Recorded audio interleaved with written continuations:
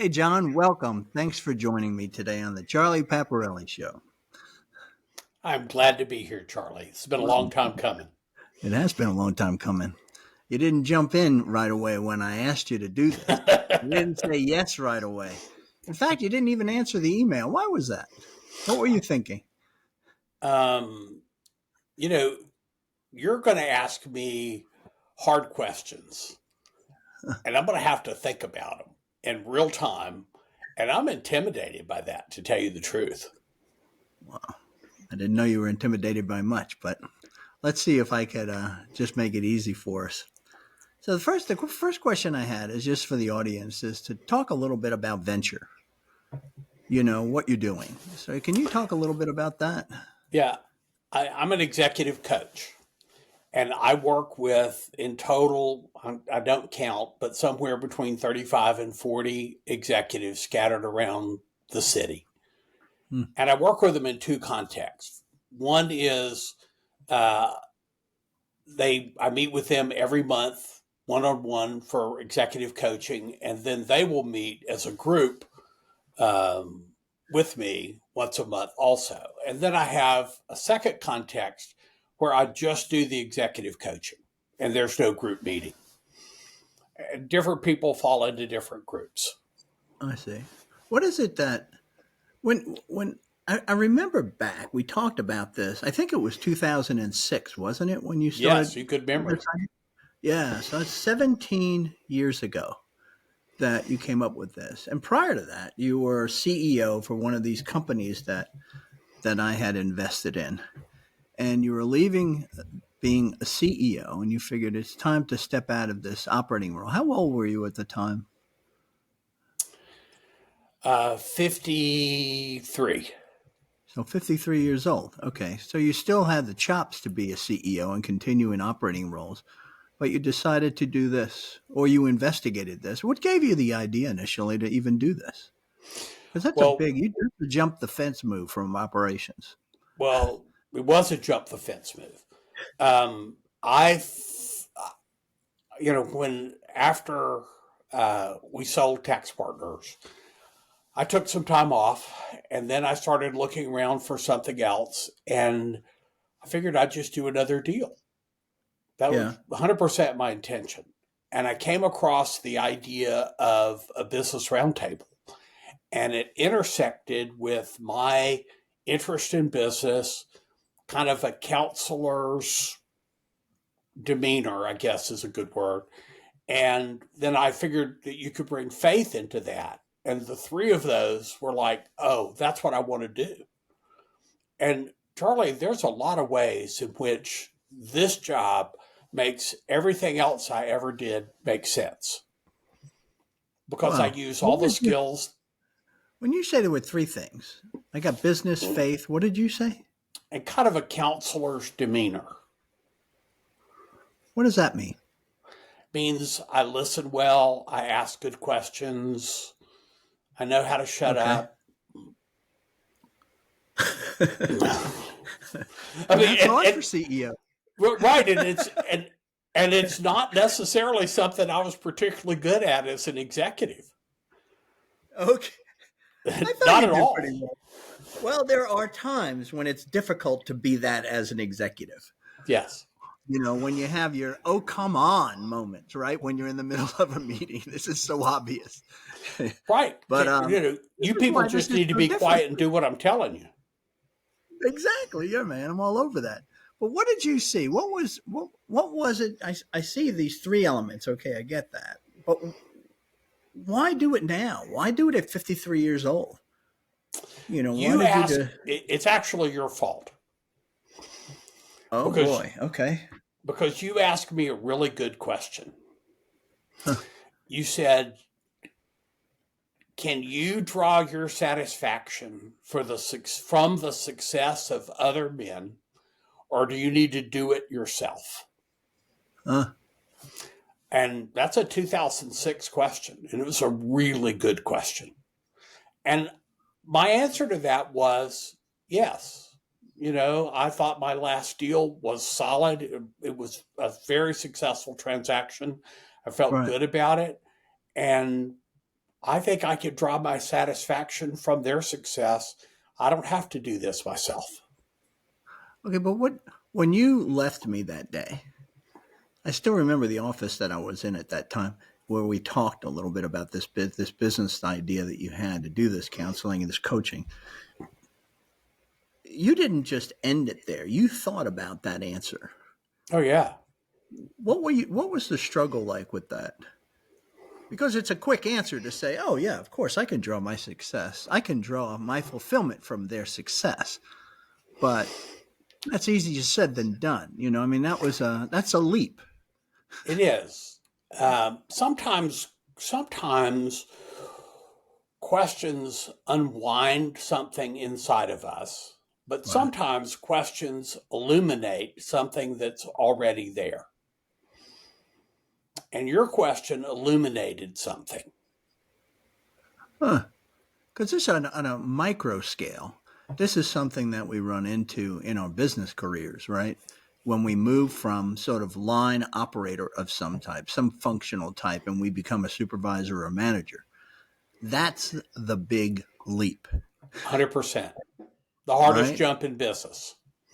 Right. It's because you're all of a sudden it's not you celebrating your accomplishments. You're celebrating now or guiding and counseling people to celebrate, and then you got to pull fulfillment from their accomplishment. How do you make that? How do you, when you talk to some of these solo entrepreneurs that I know that you've counseled in some of this in your venture work, how do you get them to move to that next level, that it doesn't have to be about them, that there's no leverage in that?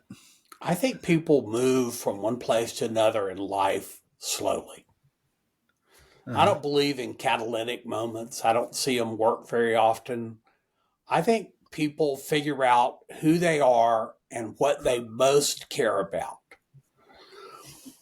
We all have desires that are loud and they're right in our face. And entrepreneurs, maybe they have louder desires than everybody else does. And maybe that's part of what makes them entrepreneurs. Things they want to accomplish. But our loud desires, Weird term. Did you say deciders? desires, Desires. something I Okay. want. I want something. Yeah. Okay. And I have loud desires, and they're right in my face. But I also have deep desires. Hmm. And my deep desires are not loud. I have to quiet the ones that are right in my face to find the ones that I want most. Okay. And, you think about an adolescent wants what they want right now.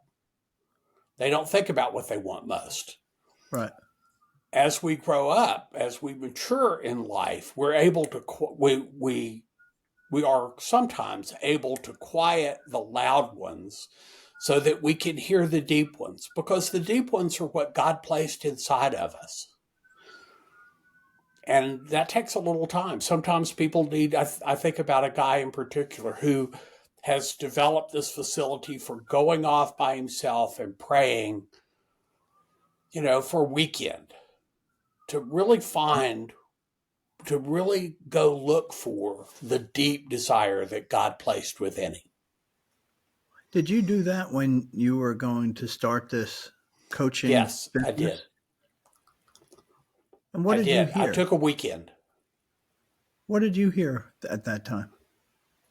What did it look like, first of all? What does that mean? I took a weekend and I prayed for a weekend. Talk a little bit in detail. That whole story, I think, would be helpful for me. Well, Okay, I'd like to know what you did.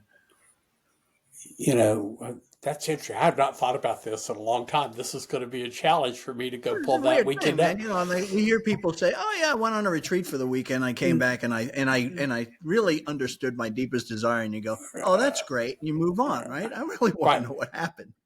Well, for me, I think about those is I wanted to find a place where I didn't have internet access, where I could be quiet. I could be silent for a weekend. I borrowed a friend's cabin in Blue Ridge and went off completely by myself. And my habit, if I just go away by myself and try to think deep thoughts, I fall asleep. So So my approach to these is I have to interrupt you. I laughed because one of the things that happened is I used to go on like an afternoon retreat to a prayer center. Okay. Like it was actually one of these Catholic retreat centers here in Atlanta. And I yeah, know that you know which one that is. Yeah. yeah. And I went there and I would go in the afternoon and I'd start praying in their sanctuary. And here I am all alone. And then I realized I just fell asleep for an hour. And I would wake up and say, well, I guess I needed some sleep. God, thanks for giving me that. But go ahead. So, but I find that if I take a set of questions with me to think about, that's really what helps me pray better and think better. So, what are you calling me to in this season of my life? Have you prepared? What am I not able to? What is the part of this role that I won't be able to do, that I don't have the skill set for? I'm going to have to grow and develop. Where am I going to be most dependent on you?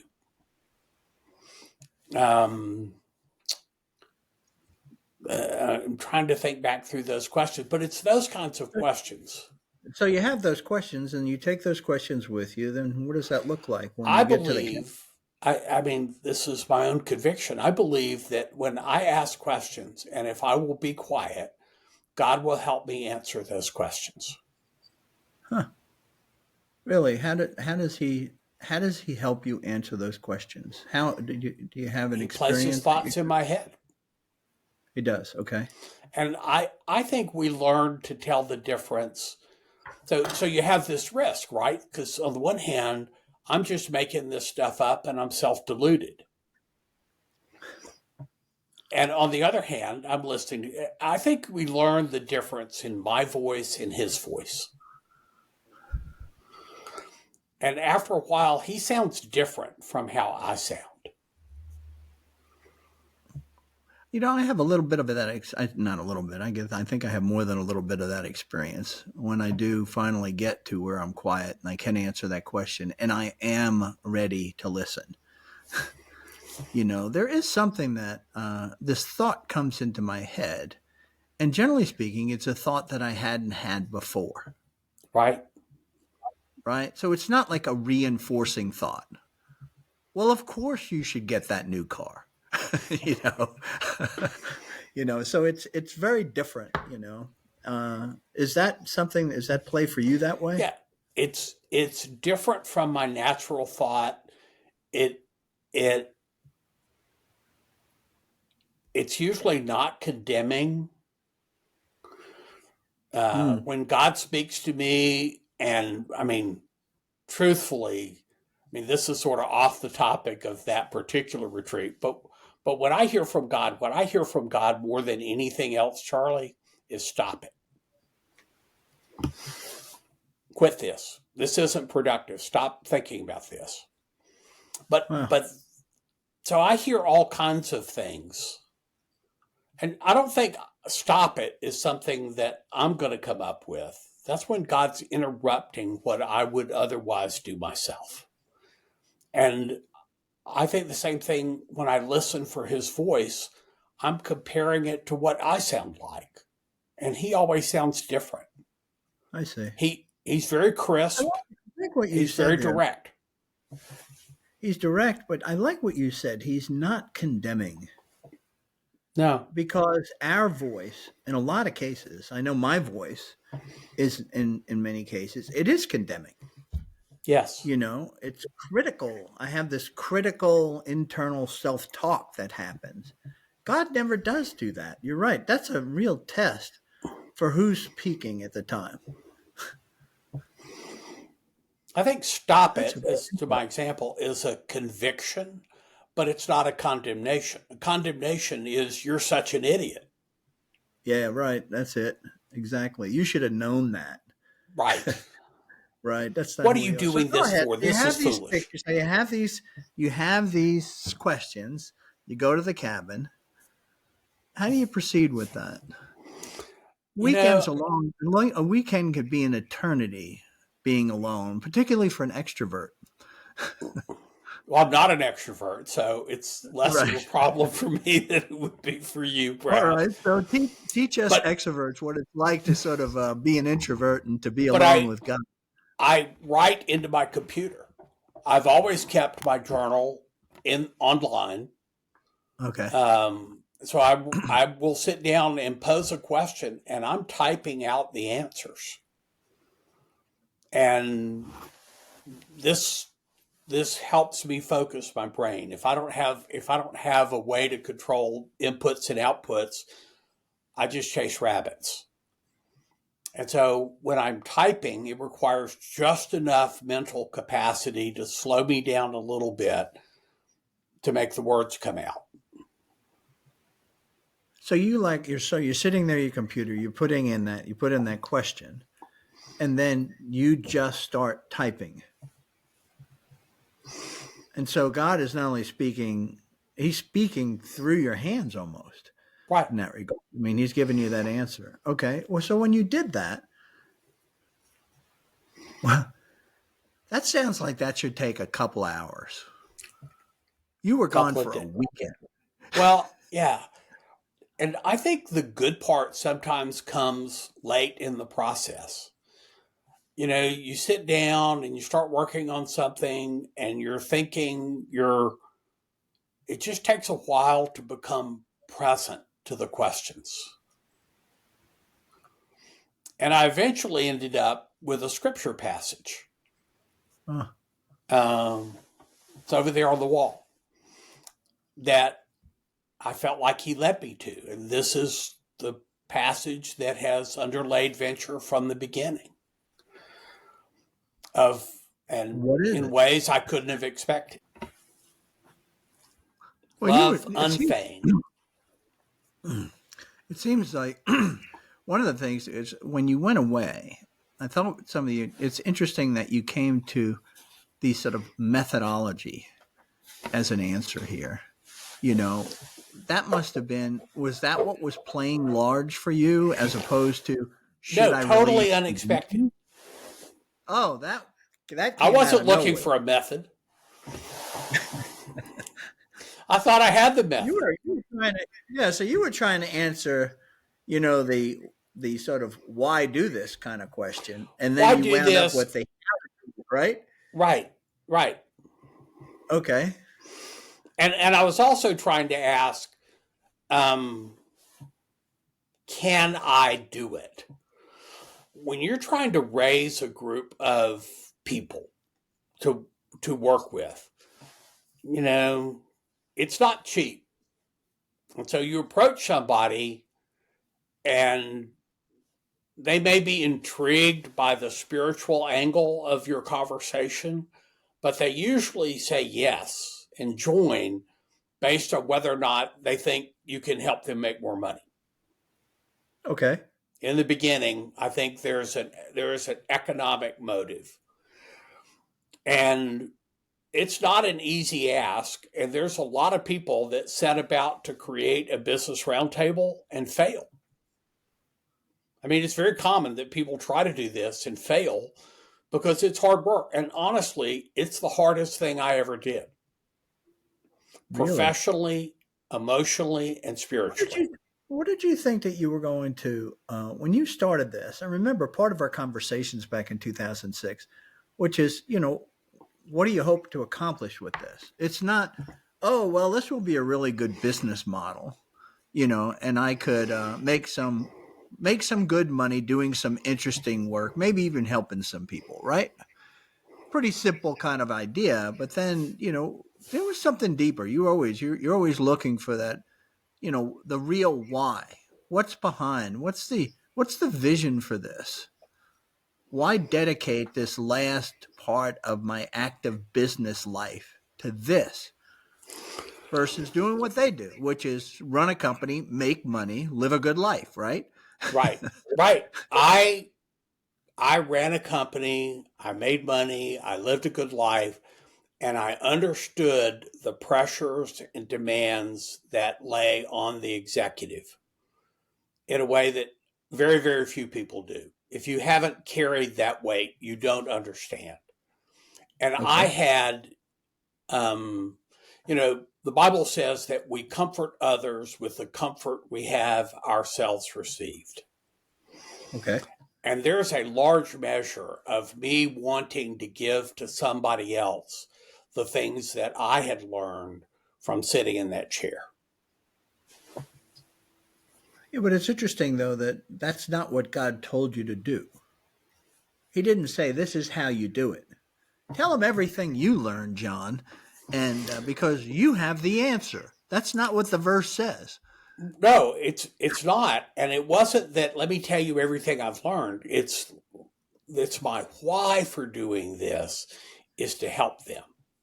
And then God said, no, no, no, no. You think you have the method. Let me tell you what the method is. This is the method. Yeah, so when you go into sort of coaching, and I've made this transition several times and failed, okay?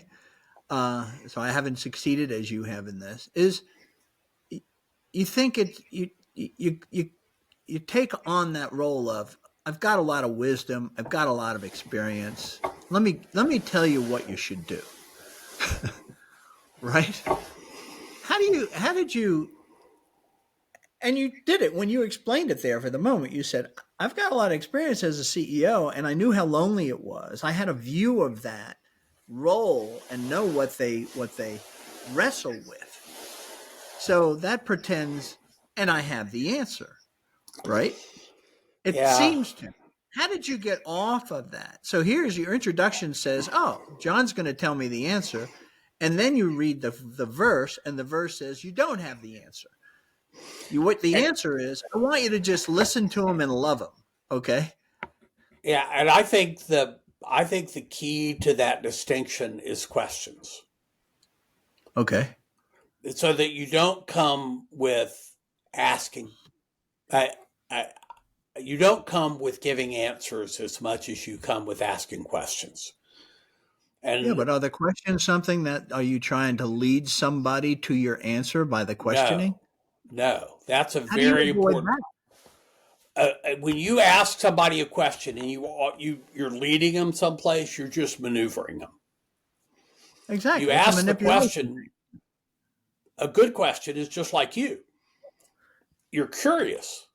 Well, Uh, I wonder why that is. I wonder why that is. And what you're trying to do is you're trying to help them think about their problem bigger. To look at it from different angles, to consider it from different perspectives. Not here's what you should do. Now, honestly, there's going to be times where, yes, we talk about what you should do. It's irritating to be just a pure coach. The guy that taught me this process, if you will, and I was talking about how much trouble I was having not breaking form and sometimes giving advice. And he said, well, let's try to model a conversation where you give no advice, you just ask questions. Well, that's irritating. Nobody likes that. But one of my favorite stories is one of the guys I've worked with for a long time, 16 years, uh, introduced me a few months ago. And he said, in 16 years, I don't ever remember John telling me what to do. oh my And he's God. he is one of our company. He is our company's most valued advisor. Oh my God. What? Oh my. That's sort of like you've gotten your PhD in coaching Yeah, with is what that guy just told you. Did you that's the start that way? no heavens no. You learn. It's asking questions. I mean, you knew me as an executive. I wasn't much of a question asker. I was an answer giver. Yeah. And when you become so this required a lot of growth in me. This required a whole new skill set in me to learn to ask questions. And then you find out how much power there is in asking questions, and it's like a toy. Sometimes used for good, sometimes used for evil. My wife would say in those early days, she'd say, I'm not taking a spin in your question mill. Oh, Because, okay.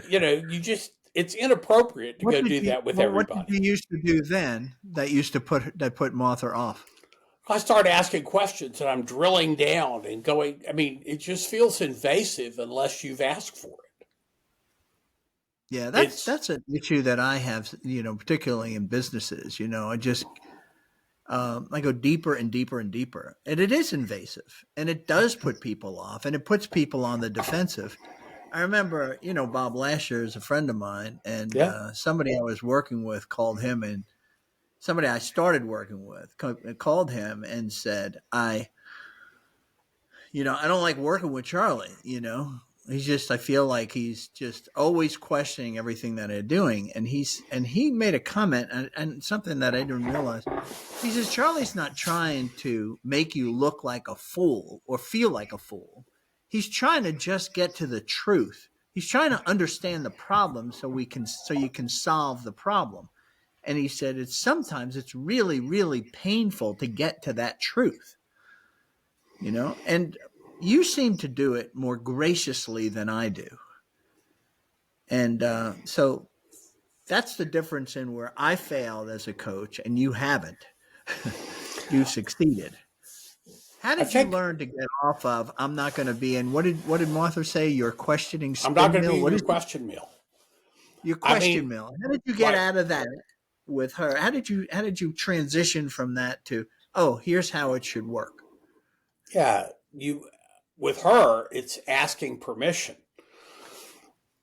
Hey, I've got a couple of questions about this. Do you mind if I, as opposed to just plunging in, because this is going to go off in a direction. And she's learned to value this. In the beginning, it was a big change.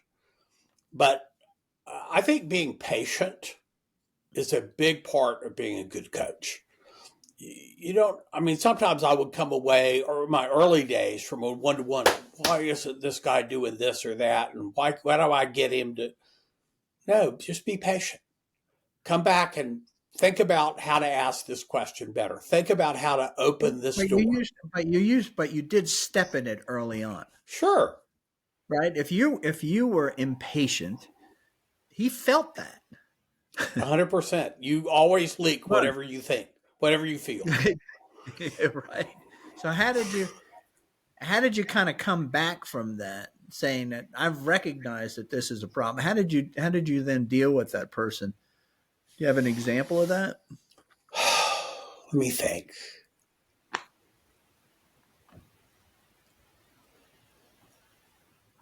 It I don't know that I can think about it like a specific case, but Okay, that's one of fine. the big differences, Charlie, when you are running a business, you have the monkey Yep. and it's your monkey.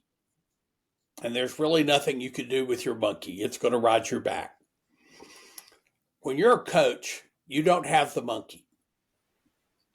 And a big part of this is not taking the monkey.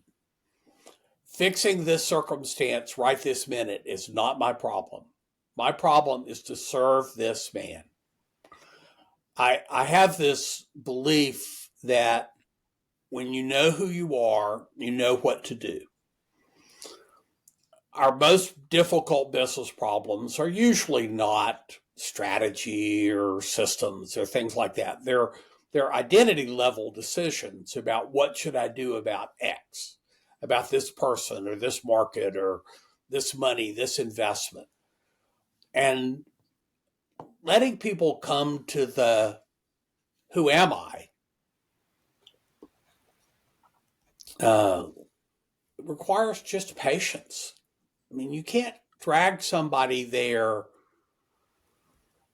faster than they want to go. Like But when you look have at a what you're sales doing. funnel. Well, look what you're doing. This thing is, that means that you're asking me questions when I'm talking about this issue that I'm wrestling with. Should I let this guy go? Should I break up this partnership that I'm in? Yeah. These are sort of relational sort of issues like that are very, very difficult to deal with, right? Yep. Should I cut expenses drastically by laying off 40% of my staff, right? Yep. These kind of things. And you're saying that you're questioning, it sounds to me, is trying to help them understand who they are. Because Yeah. if they know who they are, they'll know what decision to make. I think that's true. So you're not asking them the elements or the different sides of the problem. You're asking them questions about who they are. How do you get to that? That's a I love the insight. I mean, that's a great principle because it's so Yeah. true. It, I just think it comes out. We always have to talk. And when I sit down with a one-to-one, they always control the agenda. I don't. I prefer them to control the agenda. Here's what I want to talk about today. Because whatever it is they want to talk about is the most important thing to them. And as we go through that, it's just being aware of how this decision is flowing out of their identity. And maybe one or two questions. It's not like we sit down and have an identity conversation every time, but it's just, Right. I mean, that might get everybody crazy, but it's just seeing and and knowing over time, kind of knowing who they are.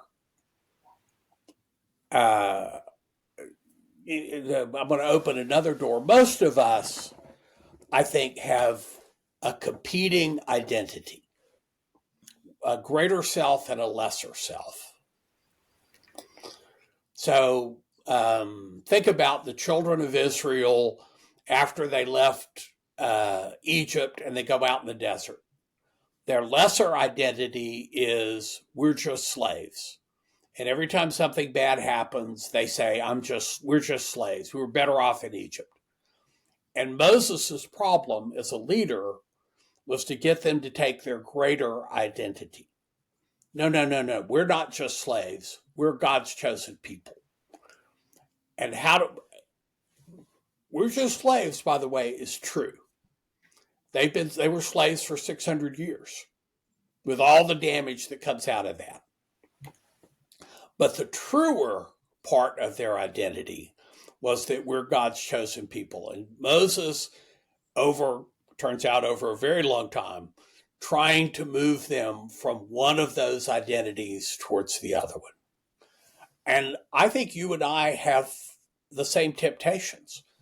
We feel that I'm just whatever, however you want to fill that in. I'm just blank. Or God has called me to this. This is who I really am. And letting go the I'm just a part of our identity and claiming this is who I really am. This is who God called me. This is where I am in this situation. And, some people, I'm just a business owner.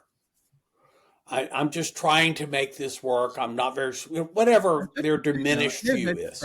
If we put a just before that identity, that's the minimal identity, right? The just is Always. a limiter. It's a limiter. I'm only this, in effect. I'm only right? this. I can't get out of this box. I can't get out of this box. How could I, as an Israelite in the desert here, how am I going to fight this kingdom? Right? I'm nobody with nothing. I'm a slave. We are grasshoppers in their sight. Right, exactly. Yes, wonderful. So how do you, when you're coaching somebody, how do you get them out of that limiting identity and move them towards viewing, as a CEO, viewing themselves in this more powerful, God chose me for this identity?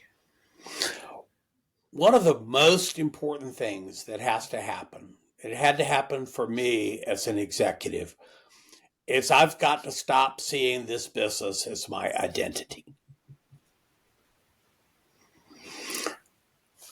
good luck. It's How a did you do hard, that? it happens over time. If you talk Well, to people, speak to how they got there first. I don't, Speak to that for a gosh, I moment. wish I knew, I wish I could put that answer in a bottle. But what the most common thing I hear from the guys I work with is you helped me extract my identity from my business. My business isn't it. It isn't me. I'm here to do a good job in it, but my business doesn't equal me. You are reminding me of our conversation back in 2006 now. We talked about this. And I felt like I was trying to remember in preparing for this interview, we had a conversation that was seminal to you doing this coaching. And that was the issue, the very issue you were trying to solve. Do you remember that, or am I oh yeah, remembering it improper?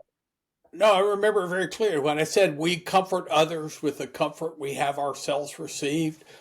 This was the hard part of that I had as an executive that I achieved success with very late in my tenure at Tax Partners.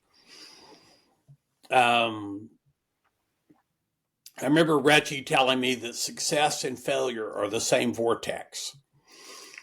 Really good advice, although I didn't understand it at the time. I don't understand it now.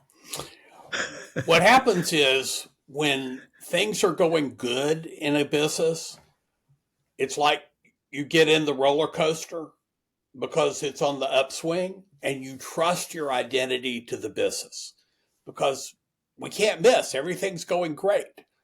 And then when things go bad, as they always So it's do, great, so therefore I'm great. it's great. Therefore, I'm going to let me equal them. Okay. I'm going to be my business because look how good it's doing. And then when it turns hard, you can't get out. There's no way out of it. And it's that process of saying, no, my core identity is a redeemed child of God, not the CEO of this company or that company. And when you start to be able to take this is what I've learned. This is my great learning in Tax Partners is Well, tell me how you got there, because identity, just to put this, our identity is our business. Okay, we created this baby, okay, from scratch. All right, we created the idea, the people to serve, how we're going to do it, attracting people to my vision so that they join me. All of these things we do as entrepreneurs. They didn't join a business, they joined me. Okay. And that business, whether it goes up and down, it doesn't matter. It's me. It's always me. I have no one else to point to. Okay. I have this new tribe that's following me. To say, oh, yeah, oh, you're this Christian guy? Then your identity should be in Jesus. You are a chosen child of God. Okay. So you're like, yeah. I understand that. But that's not, I don't know how to cross that bridge, or if there really is a bridge to cross. Tell me more about it. How you did it. well, even how I did it. I had a coach. You remember, you introduced me to her, Mary Ellen Brantley. Oh, yeah. And she was doing her PhD in coaching. And we met over a period of a couple of years, and her conversation with me was 100%, was largely directed, 100%, but it's largely directed this issue of identity. Huh. And I think it did not happen quickly. I think it happened slowly. And I wish I knew how to tell you the how of How it. did she address it? You Well, remember it. yeah, and in the beginning, it was, John, you've let your identity become in the business. Yes. Have you always been like that? Yes. Well, tell me about past instances. Well, this, and this. I said, then she'd say, do you think that makes you more effective or less effective? Well, I think it makes me more effective. The fact that my identity is wrapped up in the company, I think that makes me a fighter. And what if it doesn't? What if it's destructive? What if it makes you self-protective? I'd never thought about that. Yeah, but What if, if you had that, if she was asking me those questions, I would be doubling down, yeah, but right? I over, mean, I have a position here that I'm defending, and she's telling me maybe you're wrong. Show me I'm wrong. and in any moment, you might choose to double down. But when the conversation lasts for a few months, you start to think about it differently. Well, You how did that open that happen? Tell me about possibility. that. I don't, Tell me about that. because I would begin to see, and maybe Mary Ellen helped me, ways in which my having my identity wrapped up in the company made me make poor decisions because I was protecting myself, not guarding the interest of the business. And my reaction to people was defensive. My reaction to people was to assert my authority. Gosh, I think Mary See, this Ellen is a gave. really important moment. You know, there had to be some moment when you started to see the destructiveness of having your identity be the business, or the business be your identity, I should say, and right? and Do what you Mary Ellen. remember what? Can you remember No, some of that? there was not a catalytic moment. So Mary Ellen's. I'm one Or of was the there a very moment few. where you went like, "Oh, I've changed"? Yeah, no. No, I it doesn't mean, have to be catalytic. You know, you could just be a realization moment. Like, in other words, the change is happening, and then all of a sudden you realize, "Oh, I'm different now." Was there even fairly that moment? fairly late in Tax Partners, I realized I was different. I realized I was more independent. I wasn't protective. There was this great moment. I remember it often, and you're tangentially part of it. But we'd lost our biggest customer. Or we lost our most profitable customer, not our biggest, but the one that made us the most money. And I was on the phone with Reggie, and Reggie told me to call the Reggie, CFO by the way, is a fellow investor in this business and a friend of ours whose and a name board since passed. member. Go ahead. And a All right, board and a member. board. The Right. board member is going to become really important in this. And so Reggie said, I want you to call the CFO. I said, Reggie, you've done this tactic over and over again in your career. You made me do it before. It never works. No. And he said, well, if I was the CEO of, he named a company, and you worked for me, and I told you to do this, what would you do? I said, well, I would go do it. And he said, what's different in this case? I said, what's different in this case, Reggie? I knew when I said this what was going to happen. I said, what's different in this case, Reggie, is I'm the CEO and you're not. He just blew up. I knew what that was going to foster. I had no identity in this decision. I wasn't wrapped up in it at all. I was just doing what was best for the company. And I knew it was going to piss off my friend. I knew that my board member was going to be dangerous. I knew he was going to go to you, and we're going to find out how it's going to turn out. And fortunately, when he went to you, you said some version of, no, that's a terrible idea. We're not going to do it.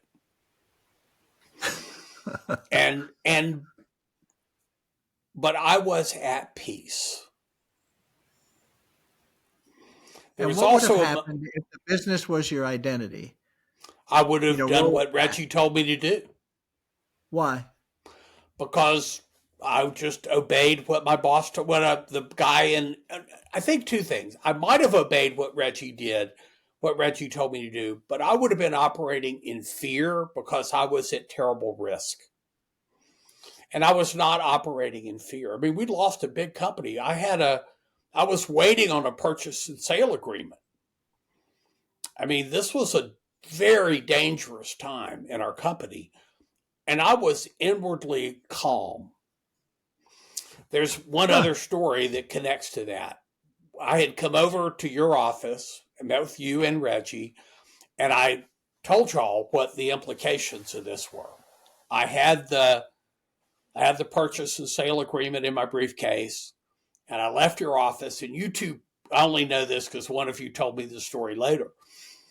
You watched me hobble across the parking lot as I left because I was having trouble with one of my legs. And one of you said, "How do you think he's doing?" And the other one said, "Well, I think he's sad, but he's not crushed."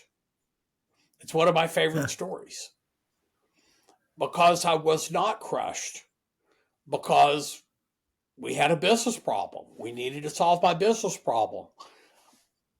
And it was really important that we work on our business problem, but it's not me. This isn't You're me. not the business problem, but you are still the person with the monkey. I am still the person. I've got to work on this. Yeah, right. And interestingly, but you didn't. That customer didn't leave. That customer leaving was not a reflection of you and who you are.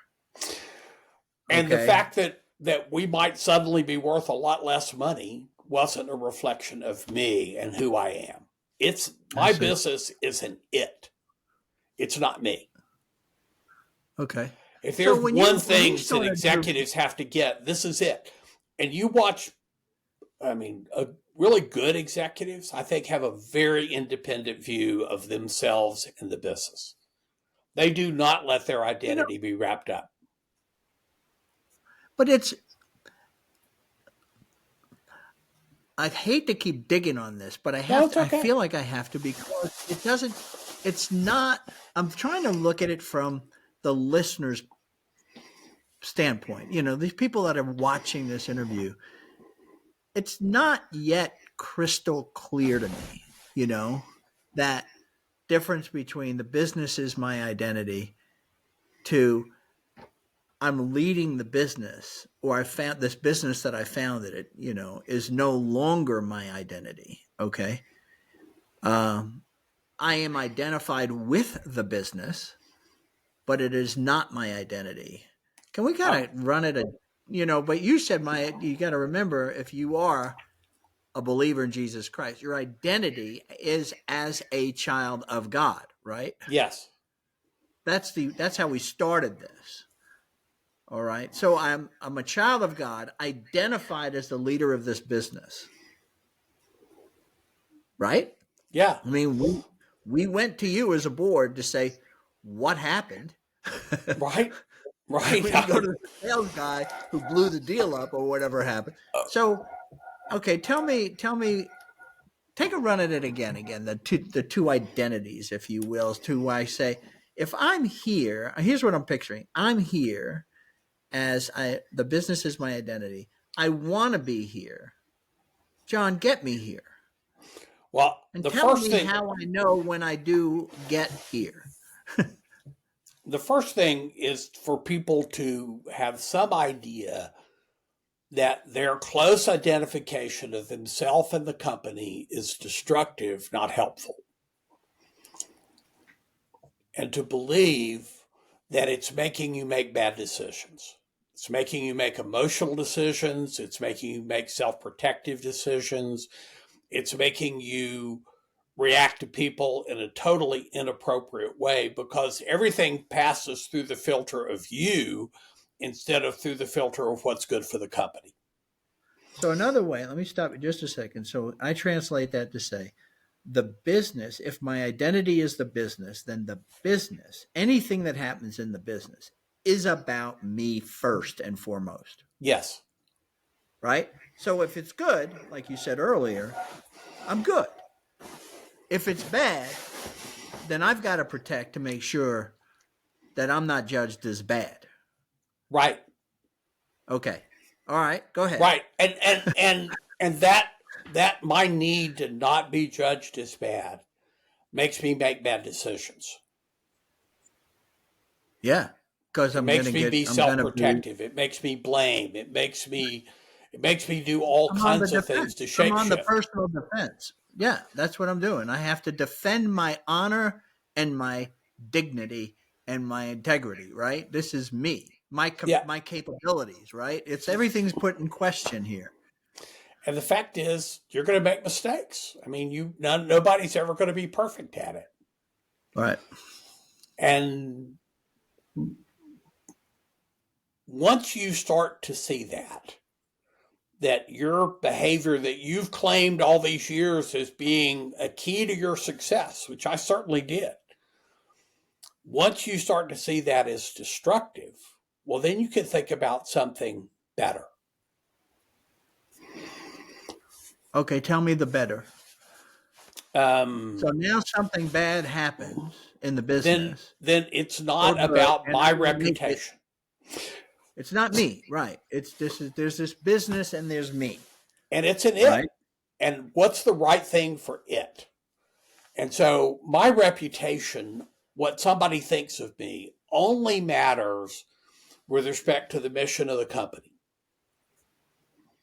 So if you think I'm not a very good person, as long as that doesn't impinge on my ability to do a good job, I'm not going to care because people are going to think that about me. I'm not going to run everything through the filter of me. I run everything through the filter of the mission of the company. What are we here to accomplish? And that's my job. Not about me. It's about why we've all I like agreed to be here. You know what comes to mind? I remember when Rusty Gordon took over a company for a venture capitalist, and because the founders were in a riff. Okay, one of the founders. So Rusty comes in. I always call Rusty Reggie. I don't know why. Rusty comes in. This is a friend of ours who is also entrepreneur, CEO type, our age, and he comes in, and he just decides one of the founders has to go. So one of the founders leaves, and he's running the company, and it starts doing pretty well. He got it back on track, okay, because he got rid of the infighting between the Hatfields and the McCoys inside the company. And the other founder and him started building a pretty good relationship, and he was open to be mentored by Rusty. At some point, Rusty made the decision it would be better for this company to be led by this founder than by me,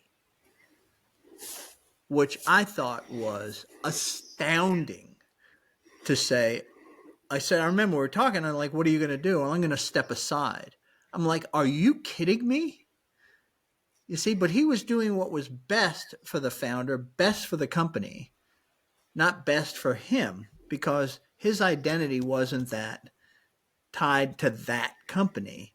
His identity was separate from it. Really, he just made a good decision. He didn't put himself through that filter. That's an example I'll never forget. It's a very, And that very company, good by the example. way, went on to be highly successful and raised a ton of money. Okay, and has not yet exited because one of the investors just wants even more. Okay. And so very interesting how all turned out. And Rusty has not he didn't benefit from that. You know, it's just crazy. You know, Did you know that leadership, story? having the leadership isn't the brass ring that I've at last achieved. It's a weight that you carry for the benefit of others. And that is when you know you got there. That's how you know. That's how you know. And you know what?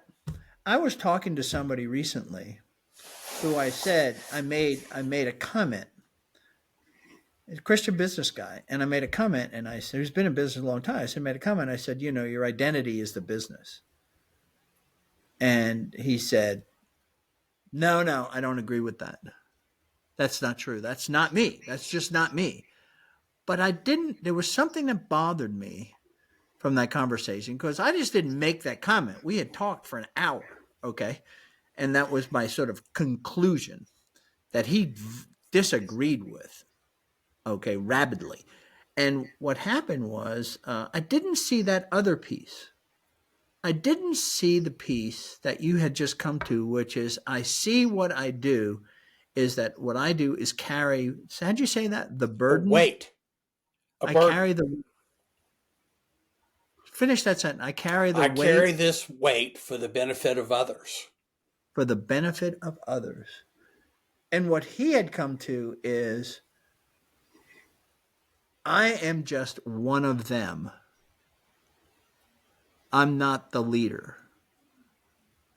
So he sort of abdicated the identity piece and came to this other piece, okay, which was we're all in this together. It's just us, And I couldn't sit there and say, like, you're the founder, man. You can't abdicate leadership.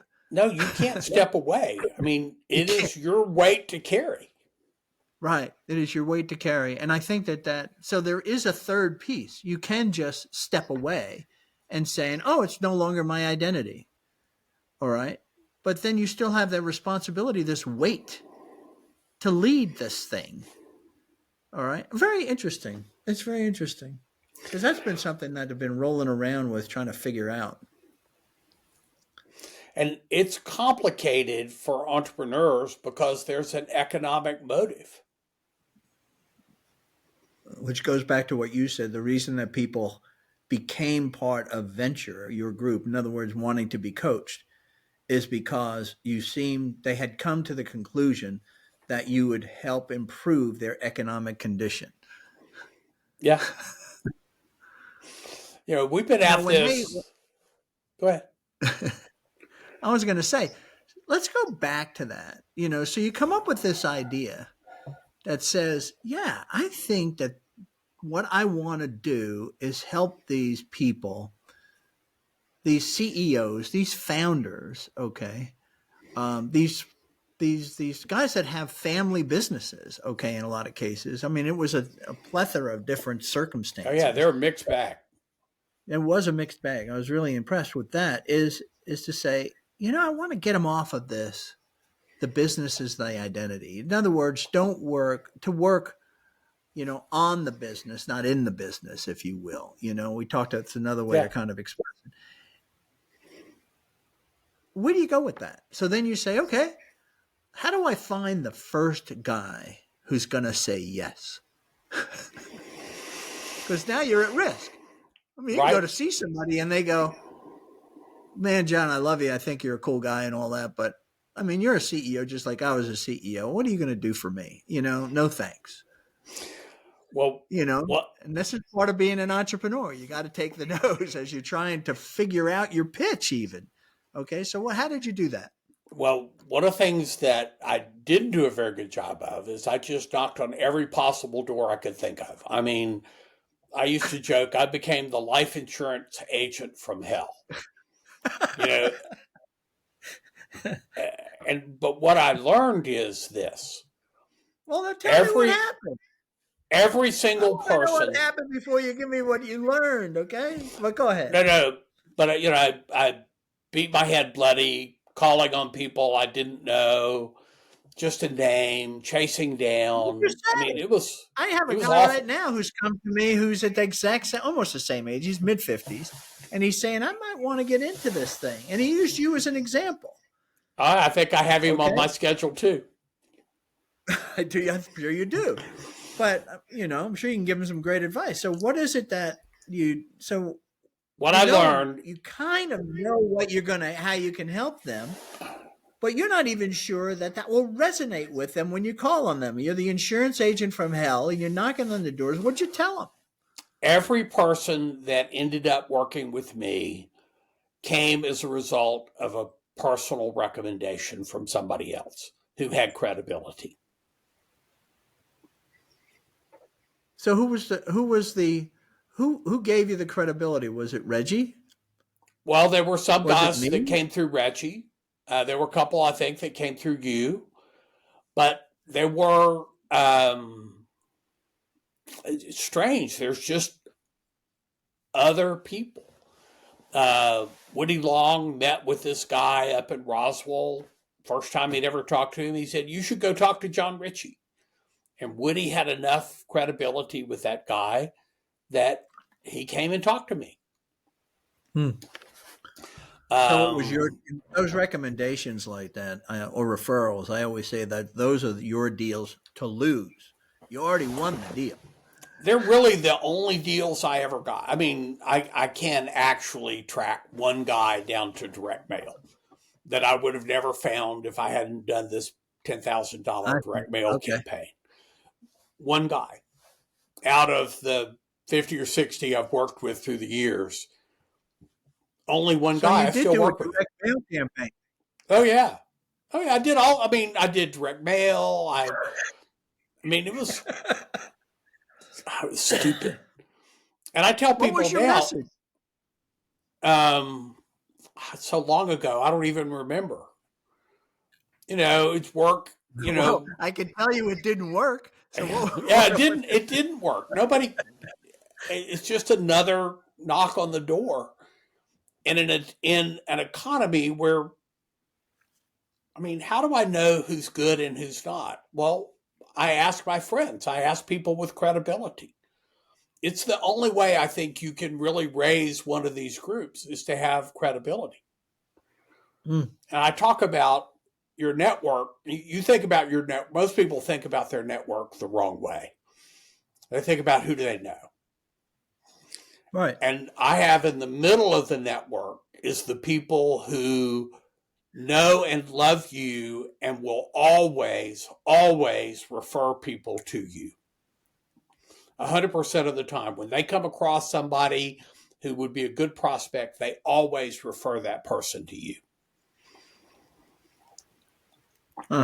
And my job, if I'm networking, is to try to build Another way to say that is it's not only people who know you, but who actually see in you your value.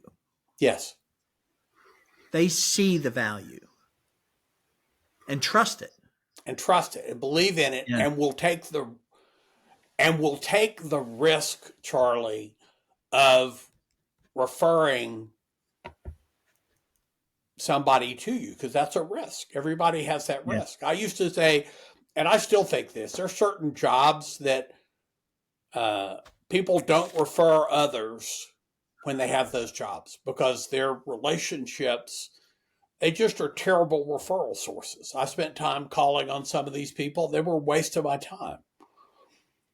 They still are. I mean, people that I've worked with for 20 years, whom I've referred 6 or 8 customers, 10 maybe, to them, have never sent me one.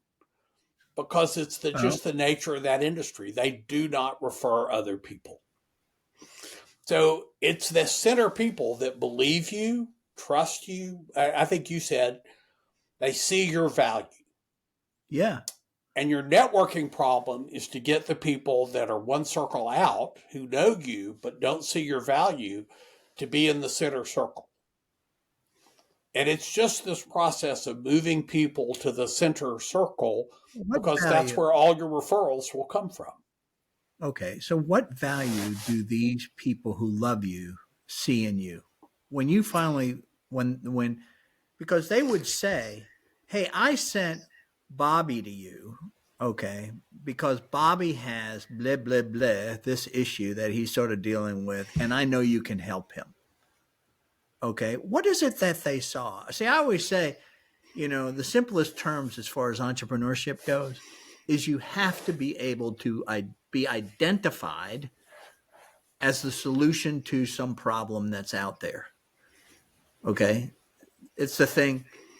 If somebody comes to you as a friend and says, oh my God, I was up all night. I got this toothache. You should go to, Dr. such and such. He's my dentist. I've been with him for 20 years. And that solves. You never brought up Dr. such and such for the last 20 years. But as soon as that guy said, I got this toothache and he didn't know where to go, you knew. So what was it that person had that your trusted advisor saw that he said, oh, go to John? He saw somebody that had some business problem that seemed bigger and more complicated than a short conversation was going to fix. Ah, Because most that's people in- are only going to give somebody a short conversation. but none of that you just described has anything to do with identity. No, they never come looking. Nobody ever comes in the door thinking, I need to change my, you know, it, there's this other thing that lies on the other side. I mean, I'm going to go off a little bit, but is people becoming, over time, people become more of themselves, not less of themselves. Mm. Because they know themselves. If the coaching works right, they know themselves better. They find their strengths better. They know what they're really, they know how they're really wired better, and they become more of themselves. You know, they take more risk in being who they really are. I remember one guy came up with a way he wanted to change his company. He's going to change the business model, and he's private equity backed. And I said, well, you know, if this doesn't work, they're going to shoot you in the head. Are you okay with that? Because there's no question, if this doesn't work, they're going to shoot you. Yeah. And he thought about it for a little bit and he said, absolutely. It's a risk worth running. This is what we want. We want this guy to become more and more comfortable with being who he really is, knowing himself better and therefore knowing people around him better. And, you know, Charlie, you can't take somebody somewhere you haven't been. So one of the reasons I feel comfortable in helping people be more of who they are is because I think that's been my journey over the last 20 years. Okay. I'm more comfortable with who I am. I'm more settled than I was. I'm more willing to run the risk of how I'm wired, and therefore I can help other people go be that too. And you watch people when they have the courage to be more of who they are, they get better at what they do. Right. Almost always. And that's their always their growth plate, is becoming more of who I really am. Growing, not only do I lose my identity, but I grow into my identity. Yeah. So I'm willing to. I'm a willing. I love it when you accept me for who I am. Okay. And the decisions I make because of who I am. And I'm okay with you rejecting me. Okay, for who I am, and the decisions I make for who I am, because it's what's most important is who I am. Right. Okay. And I can't make everybody happy. Okay, kind of a deal. Have you dealt with have you dealt in the 17 years in this practice, have you dealt with people who never could get to accepting who they are? No, they always put the facade up. Have they and have they ever, and those kind of people, if you dealt with them, have they ever stayed in leadership?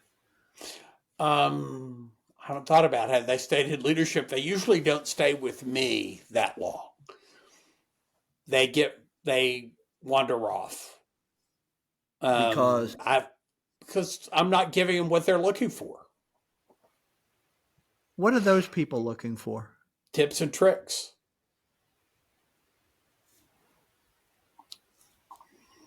What does that mean? They're looking for the right answer to their problem?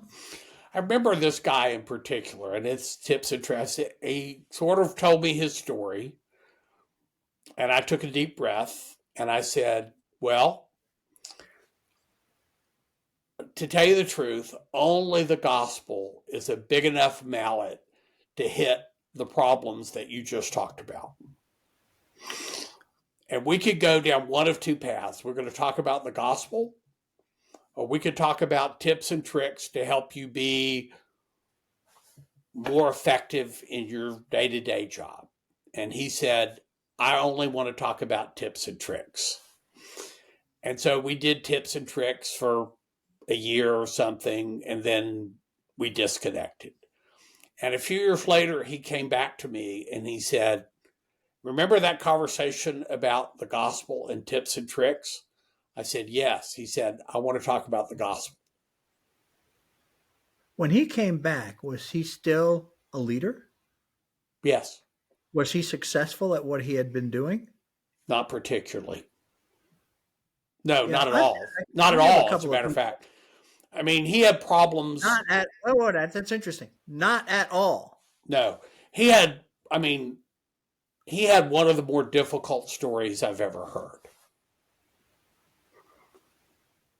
And the Huh? demons of his past kept intruding in his day-to-day work performance. I have a couple of Understandably, people by that the came way. to mind when you talk about this. I have a couple of entrepreneurs that come to mind, and this is actually their fail point as you describe it. They never could get comfortable with who they were or allowing people to know who they really were. And so their decisions were always made to keep the facade reinforced as opposed to and then what happens is the end is they fail. They Right. just fail. Well, it takes a lot of energy to keep the forward shields up. That's the Star Trek thing, right? Exactly. Exactly. Yeah. And there's a tension between seeming to be something and actually being something. Yeah. Isn't that something? Charlie, I spent a big chunk of my life believing that I'm a thinker. Myers-Briggs, right? INTJ. And Okay. that felt true to me. And I learned in the last 10 or 15 years that I'm not a thinker, I'm a feeler. I'm an INFJ. But That's an it was enormous change, easier, right? So, but it was easier to protect the thinker sort of image, if you will, right? than to come clean on the feeler side. Because that felt vulnerable. Ah, See, there's the word we don't like, which is there's risk. I mean, when you're vulnerable, you're giving them the bullets that can kill you. well, how did you go from okay, I'm gonna be vulnerable. I'm going to now that I really do know I've stopped lying to myself, okay, to protect myself, to be the thinker, and I moved to being the feeler. Okay. I'm not lying. That's who I am. I'm not crazy about it, but it's me. Okay. How do you then proceed with that truth that you say, I'm not going to put the facade up anymore? How do you deal with it? For What do you me, do?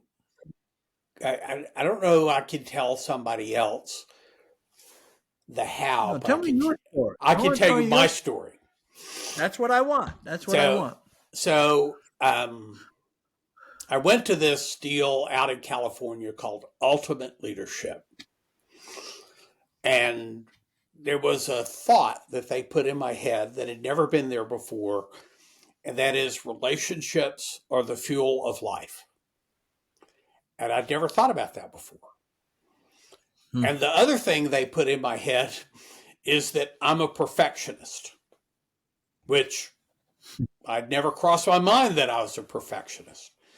And so many of my troubles in life come from being a perfectionist, not wanting to run a risk where I might look bad. And I I realized that at some point in my trip to California, that ultimate leadership, I told my story. And I came away from that believing that this small group of people who I don't know and will never see again know my story better than anybody else does. So I came home and I picked out a group of people with whom I wanted to create a two-way relationship. And I'm such a geek. I made a list of 10 people. I winnowed that list down to 6. And I met with them one at a time, generally over breakfast. And I drew out this picture of, I had the Splenda, what we call, my friends still laugh about it, the Splenda line. So this line of little packets of Splenda. And I said, I have one-way relationships. I help you and I hide from you in the process. And helping is just a sophisticated form of hiding for me. And so with a few people, I want to invite you across the Splenda line so that we will have a two-way relationship. And I promise to be disclosing to you, I'm going to need help. I'll have to consciously think about disclosing myself to you in order to make that possible. So I talked to all these 6 guys, all said, yes, that sounds great. Now, what I've learned over a period of time is it isn't just those 6. I have more intimate relationships with a few people than I do with others, but I can be disclosing to everybody. I don't have to be self-protective. Now, you can't just walk around telling everybody the last 3% of your life, but I've become far more disclosing to everybody. How long ago was this? How long ago was this when you had your Splendor line conversation? Probably 2011.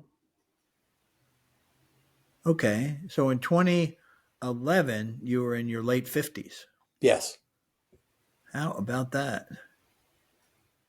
And what caused you to get there was when you went to this conference in California? Yeah. And they said relationships are the fuel of life. What did? Well, I'm going to tell you the other. Translate that to this, Let's talk about the perfectionism for a second. Because when you're a perfectionist, normal people have 3 doors that they go through in life: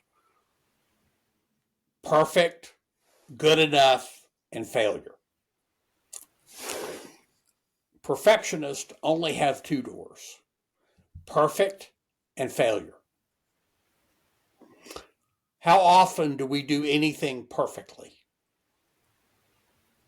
Rarely. Everything I would do in life, I would second guess. No matter no matter how good it was, I would always go back and say, well, I should have done this, I should have done this, I should have done that. As we wrapped up our issues with tax partners, and we were working through the issues of the escrow, actually, we did a really good job with the escrow in managing. But when I would go back and look at that process, I would go, yeah, but I should have done this and I should have done that. And I should have broken. And all I would think about when it was over is what I should have done or what I did wrong. And it consumed all the joy out of everything that I did because I was a perfectionist. So I'm out there and I tell my story. The guy before me told his story. And he was a pastor who was stealing money out of the offering plate, sleeping with the secretary, and he had a coke habit. And the counselors just kind of listened to him tell his story. And then I told my story. And they went, oh, you're a perfectionist. And I'm going, what about him? What about him? What? That's horrible, right? That's horrible. You're a perfectionist. And they said, no, this has even get a chance to sleep with the secretary. Fact is, she wasn't good enough.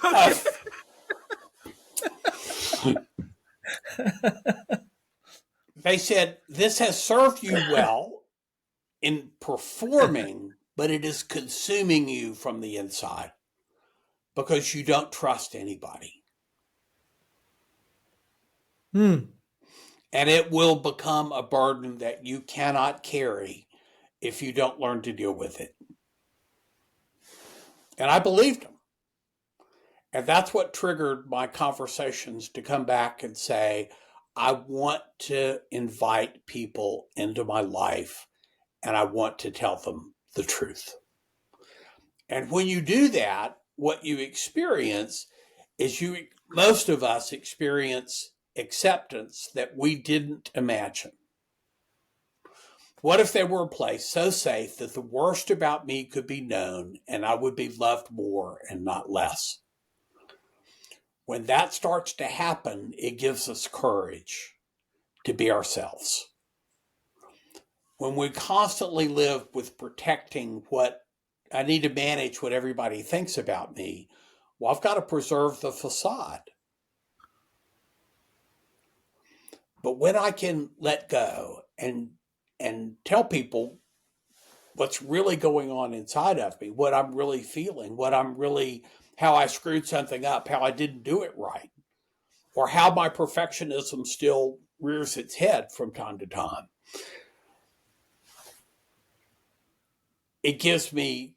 That acceptance gives me the courage to change.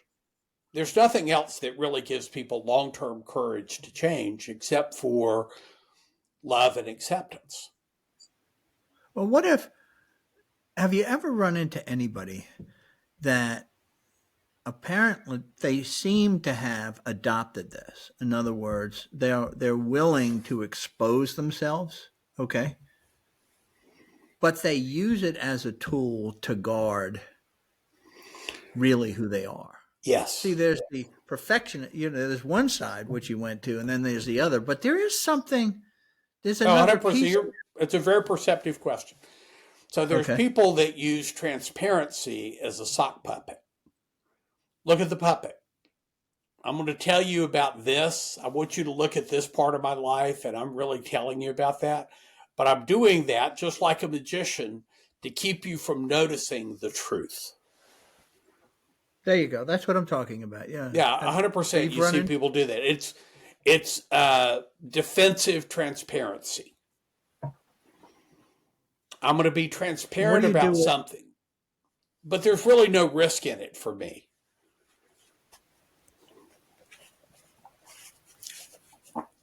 You think I'm really open, but I'm really not. I'm really hiding what really matters from you. What does that look like? What does that do to relationships? What does that do to your leadership ability? What does that do in all these elements of your life? People don't fully trust you because they sense that you're not coming really clean with them. And they feel managed. I'm managing what you think of me all the time. And that doesn't breed trust. I don't find that the people that use the sock puppet, it's kind of, it just leaves people unsettled. Not everybody can put their finger on what's really this idea of defensive transparency, but I just feel unsettled about this guy. I got it. And so I become a bit standoffish. Yeah, which just creates distance. Where it should be inviting you in, it creates a little distance. Now, what's interesting is I just read something recently that was about one of these influencers and his wife that was in the Wall Street Journal. I don't know if you saw that. But the whole point of this influencer stuff is to be tremendously transparent. And in fact, sometimes the transparency, isn't, well, it's the sock puppet sort of a thing, right? But so then what happens is this guy actually wound up committing suicide. All right. And because what it was he just people wouldn't accept him for who he never trusted that people would accept him if they really, really knew who he was. And there were times when some of it snuck out. Okay. And he got tremendously bad reviews. Okay.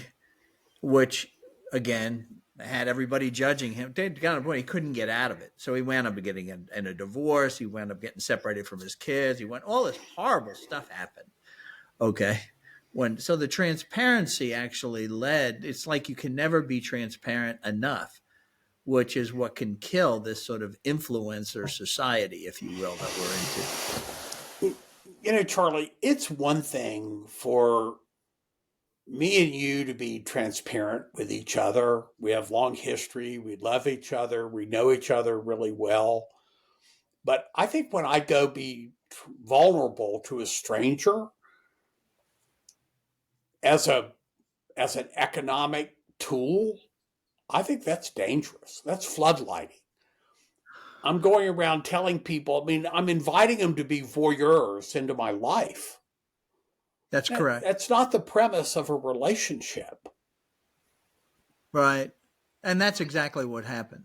That's what they did. Yeah, that's exactly what happened. And the voyeurs look in, and some of them like what they see and some of them don't. And you've given them the power to judge your life. That's a dangerous thing. Well, it destroyed this guy. He's about 50 years old. Terrible. So what? Well, there's an interesting question, though, is who do you give the power to judge your life? I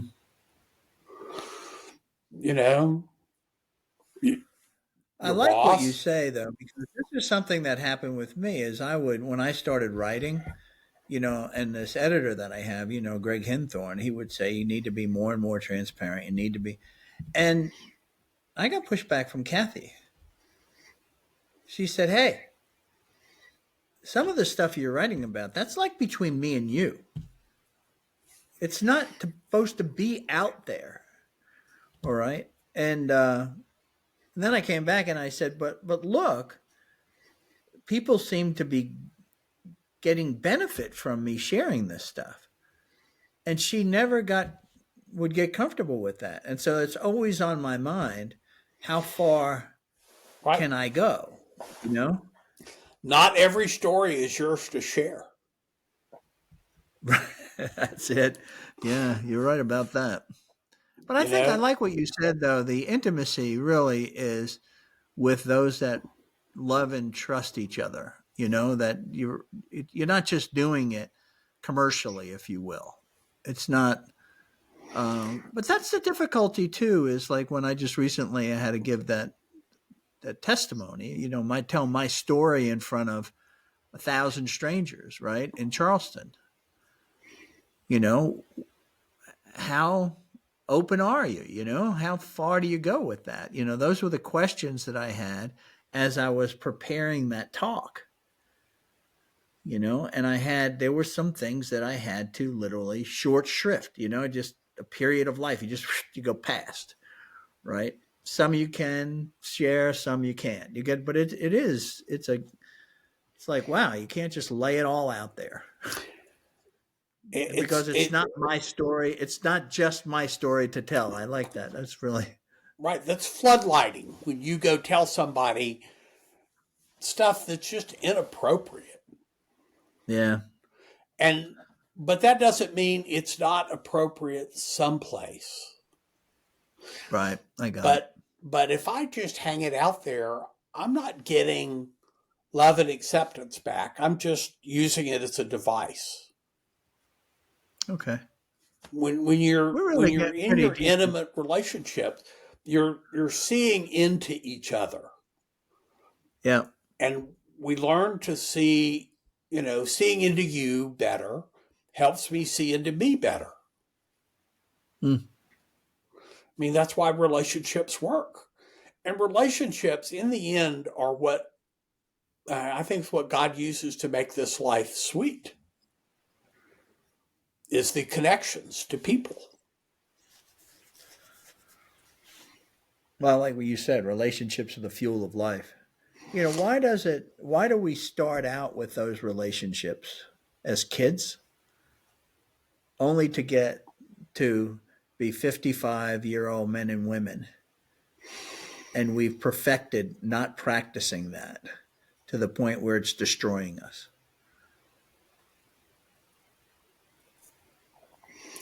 So we wind up, how many men, like, look at what you started this with when you said, I talked to these CEOs and you asked them, who were you intimate with? I don't know if you use that word, okay? But their answer was you. And you were like, no, no, no. Who else? Right. No, really, you. Right. Okay. Now, these are people, I know these are people that are in there anywhere from their 40s up to their 70s that are giving you that answer. How do you move them to where you got to in your late 50s? I don't move them. They choose to engage. I mean, I can't cause anything. We can talk about these things. When you're just that constant conversation about I remember one guy had troubles, had a fairly serious kid problems. And so my question was, who have you talked to about this? Nobody. Who are you close to? Well, these two people. All right. How could you share this with them? And he came up with a way he's going to go share it with them. And then a month later, he came back and he told me, he said, the weight of what I was carrying is half because I shared it. I see. Right. But it's up to him. He's either going to do it or he's either going to do it. But you challenged him, is what By you did. challenging, Like, you could push that. Yeah. Some people. In other words, what you're saying basically is, hey, try this. I'm not saying it's an answer for you. Just try it.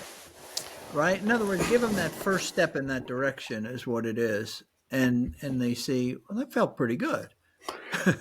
The research tells us that we're able to grow and change as long as we have our wits about us. As long as we want to. Now, there's some people, as they get older, they just decide to whistle the dog and I'm done. This is who I am.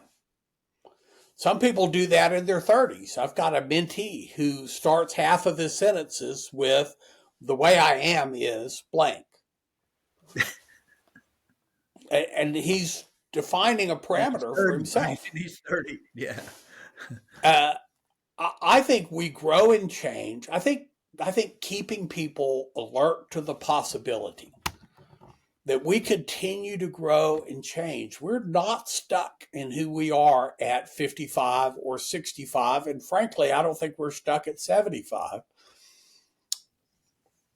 But we lose our way, Charlie. I think we lose our way in the 30s. I think there's a couple things that happen. I think that when men get into their 30s, they're trying to climb the slippery pole. Right. And it's a hard decade. And I don't think what I'm going to talk about, I don't think it's true for all people everywhere, but it's true of the population I deal with.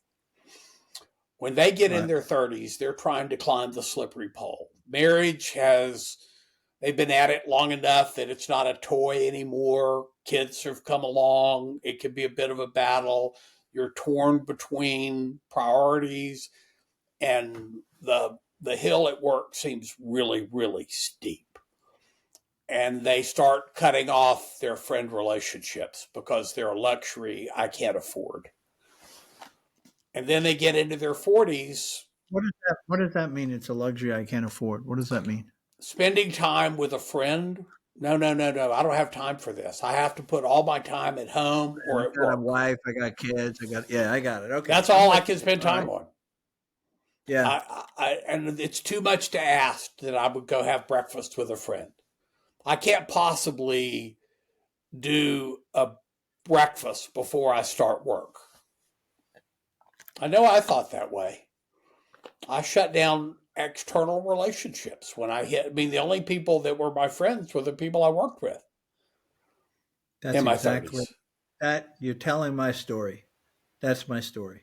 And I see it being played out um, in a lot of entrepreneurs in their 30s. It's exactly where it happens. It's like, man, I'm hammered, baby. I don't have time for anything but my wife and kids and my business. And that's all I do. I don't have those relationships anymore. The And then other you thing find is yourself in your 40s yeah, but what and happens with those relationships in my 30s, those people that I made the choice not to be connect with anymore, they're not they've kind of not they're not interested in climbing the slippery pole. In other words, I find I have less in common with them. So why would I share my struggles with them? Because they chose as a couple not to have kids. Now I have kids. Okay, he chose not to pursue, becoming a bigger and bigger leader, with more responsibility, with more income, with more, you know, he chose, how can I connect? We were connected in my 20s, but I'm not connected with them anymore. We don't share the same values, if you will. What's valuable to me is not valuable to him. He looks at me when I have a conversation about it. He's like, you're killing yourself, man. What are you doing? How can I? that's why the guys that are in the groups, that's one of the things they get out of the groups with me is they're with people who have similar challenges and similar lives.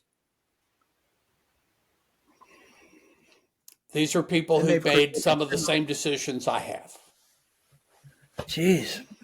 When you go to a small group at church and you start talking about the troubles of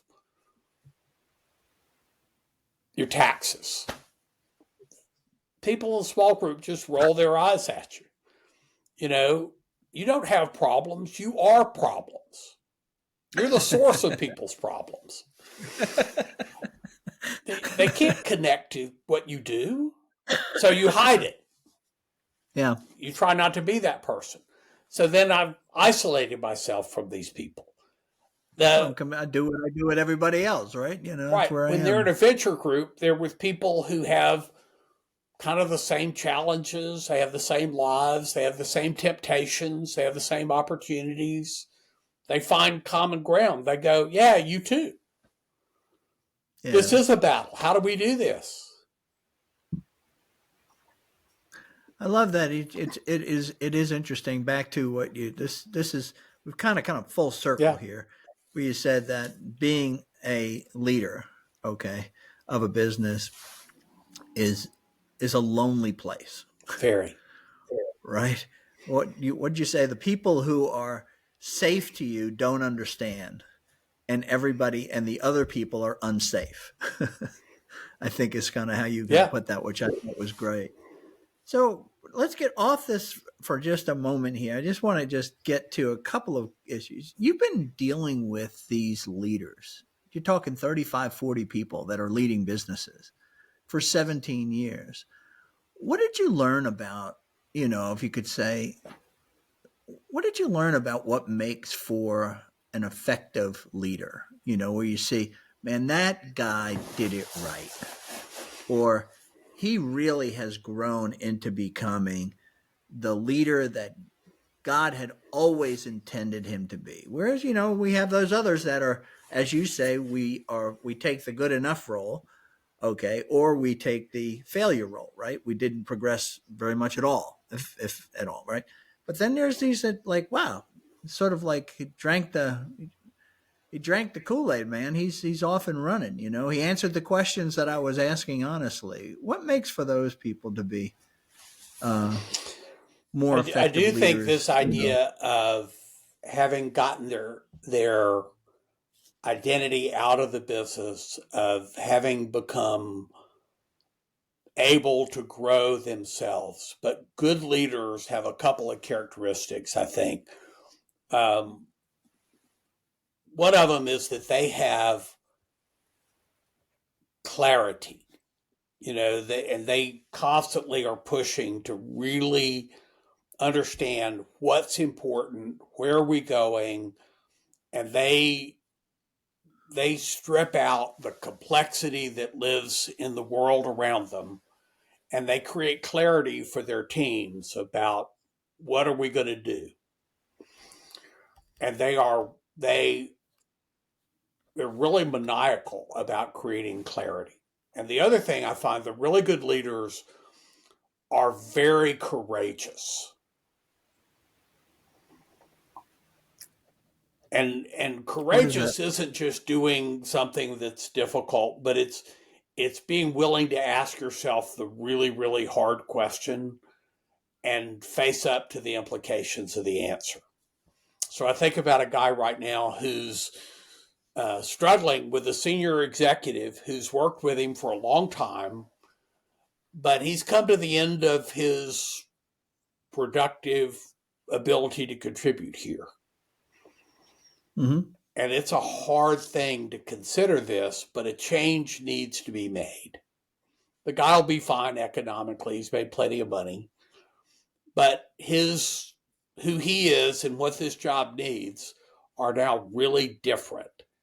And it falls to the leader to make that hard choice and to enforce it.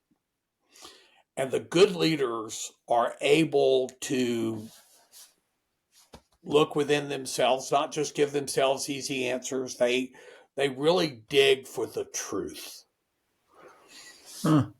And I think that is a very important, when I think about the people that are high, that are, Once they see the truth, they've got they have the courage to dig and find it, and then they have the courage to deal with it. do something about it. Do something about it. Okay, good.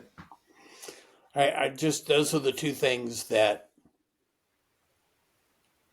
Well, you said three things.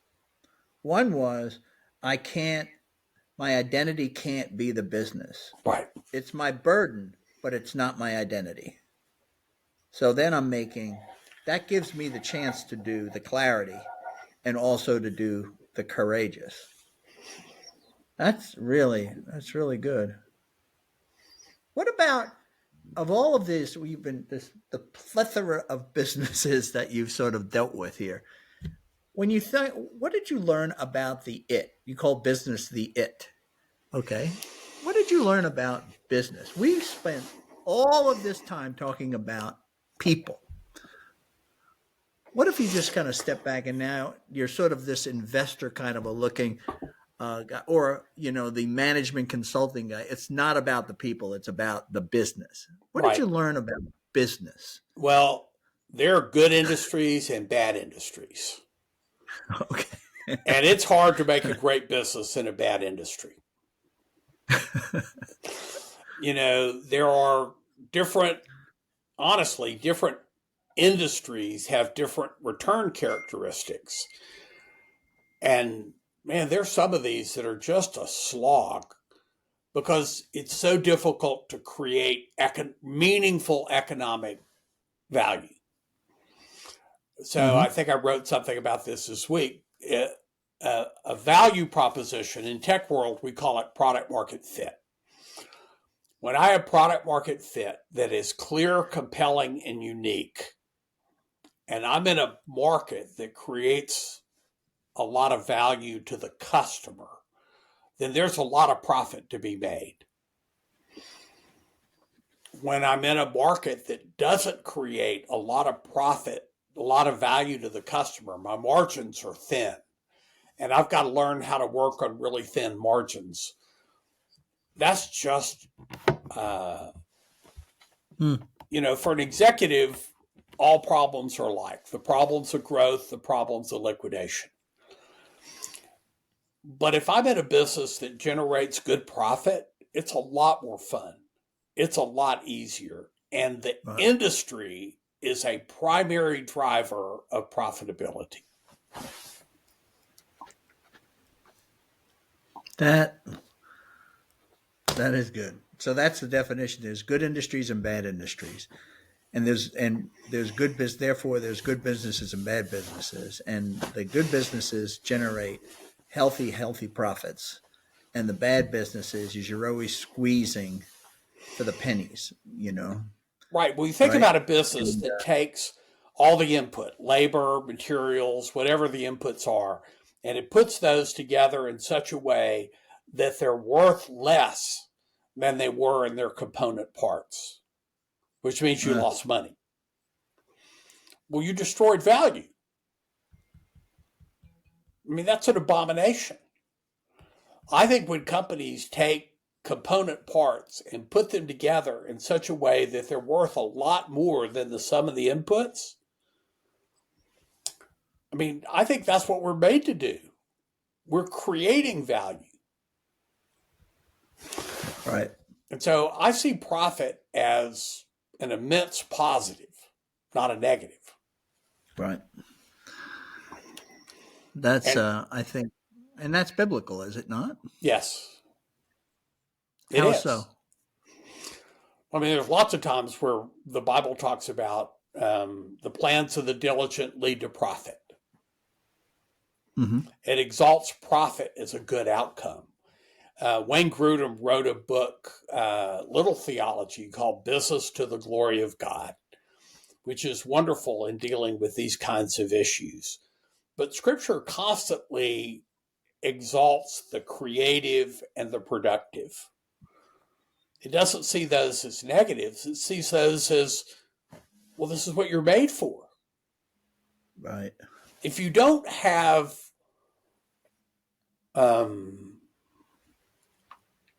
if you're running a business and you're not making any money, it's really hard to make the decisions to love your neighbor because you're totally absorbed with just paying the bill next week. As Yeah, opposed I've to the got a guy that few. has a business that is running well, well, he can put a lot of time and energy into loving his neighbor. Yeah, you're right. And Yeah, the other thing that I, one of the things I've come to is the purpose of all of our vocations is to love our neighbors.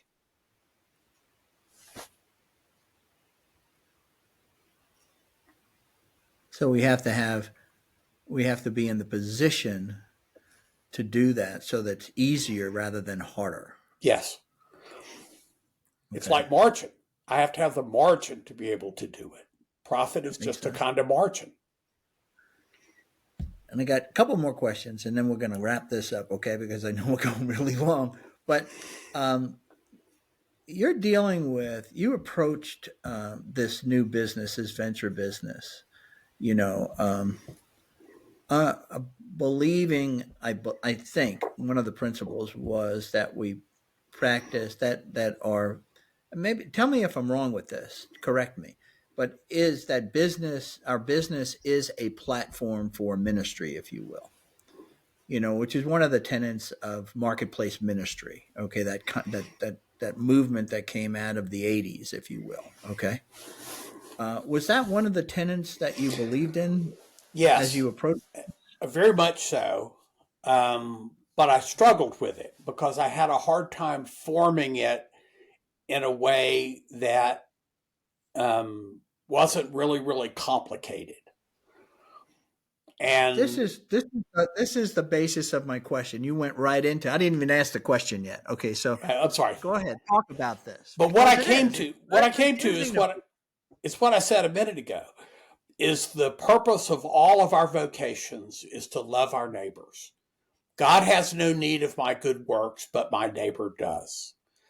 Yeah, So, as a businessman, my job is to love my neighbors. Okay, so who are my neighbors? That's a good question. Now I'm the Pharisee. Am I trying to minimize? Right? Am I trying to minimize that answer or maximize that answer? And I love my neighbors by running a great business. I love my neighbors by sharing Christ in the marketplace. I love my neighbors by creating a wonderful company where people can build families and niches to live their life on. It is my motive to love my neighbor for all of our vocations, including running a company. And I just like that better. I have found that to be more satisfying to me than the marketplace ministry language from the 80s. Which speaks to what? What is that language? The marketplace Or ministry this is what language, you wrestled with, huh? Go ahead.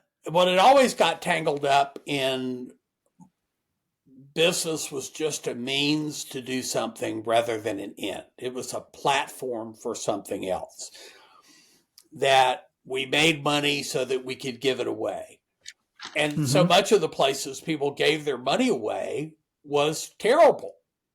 They would have been better off to reinvest it in their company, because their company was what was doing good in the marketplace and in the world. You know, great companies create great lives for people. And it's hard just to give that to a nonprofit someplace and hope for the best. Reinvesting and growing. I mean, we have, when we're clear about why. I think that's for me, that's the pattern. Not trying to see my ministry as a device, or my business as a device for accomplishing something else, that it's a stealth device. No, it's just, I'm here to love my neighbors. How do I do that well? Everything You, is connected. I think this is something you should go deeper on, because I don't hear this voice or this philosophy, if you will, in the marketplace among Christians. I do not hear this. You categorized it right.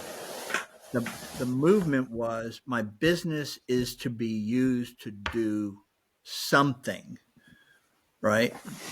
As opposed to, I love that great companies create great lives for people. That's a wonderful statement. Okay, I love that. That's so good. All right, last question I have for you, and I'll let you go. Thanks for all of your time. You've been so generous with me. You're a good friend. I think there's a lot here This for is an people to easy kind of chew on. conversation with you. Oh, is it? All right. You just turned 70. I've been 70. Happy birthday, by the way, and I'm Thank sorry you. I was out of town for your birthday.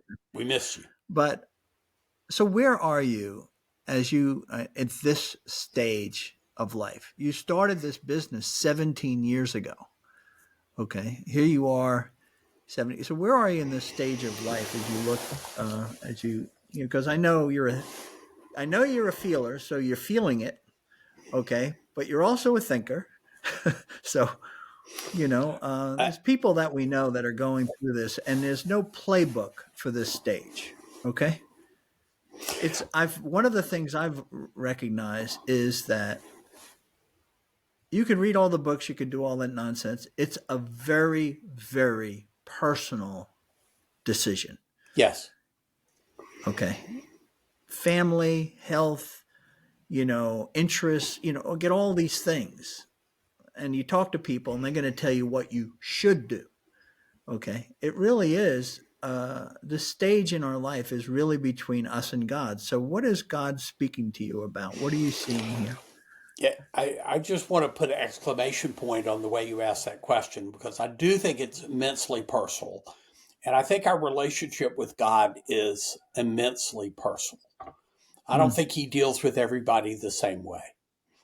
So a few years ago, 2021, I took a month off and had a set of questions I wanted to work through. Just like I talked about earlier, I have this set of questions for my sabbatical that I wanted to work through. And one of them was, as I was trying to say, how long can I do this, or how long should I do this? Huh. And so this was prayer and thought and, looking at my toes, sitting on the beach and trying to listen to what God had for me. And here's what the answer was. There will come a time I can't do this, but not today. Mm-hmm. And I think he will make it clear when I shouldn't keep doing this. And I could see a time coming. And I've had some challenges in the last couple years. And some of my first thoughts when different health stuff showed up was, oh, I should quit work. And we would get a little distance and think about it and say, I am not called to quit. I am called to keep going. Matter of fact, this could be an important season of my life, not an unimportant season. Mm. And so I don't think everybody is. I have dear friends who are in their 50s and retiring and trying to figure out what that means. God's going to have to work with them in that process. But I look at this and say, God has not yet called me to stop. And I believe when it's time, he will call me clearly to stop. That's interesting. That's a great way to end this, because when you were in that cabin, it's interesting. You said that God speaks to you, and in many cases, he says to stop. Okay. And he does it kindly. He doesn't do it, as to be critical in nature. It's just he has something else for you. So stop this, okay, and then be open to whatever. And I think that he certainly will use us till that very end when he calls us home. As Jesus said, when we go, they say it at all the funerals, that I always love this, where Jesus is going to come and take me by the hand and lead me into the kingdom, into heaven, if you will, to be with him forever and ever. And that's the hope that we, each and every one of us, all enjoy, as believers in Jesus Christ. So thank you, John. I've enjoyed our Thank you. talk. This has been excellent. We got to have more of these, because I just scratched the surface. I think we went pretty deep on leadership and people, which I think is going to be immensely beneficial to a lot of people. Good. I've enjoyed it, Charlie. It was fun. All right. Well, thank you, Take care. John. You take. Okay.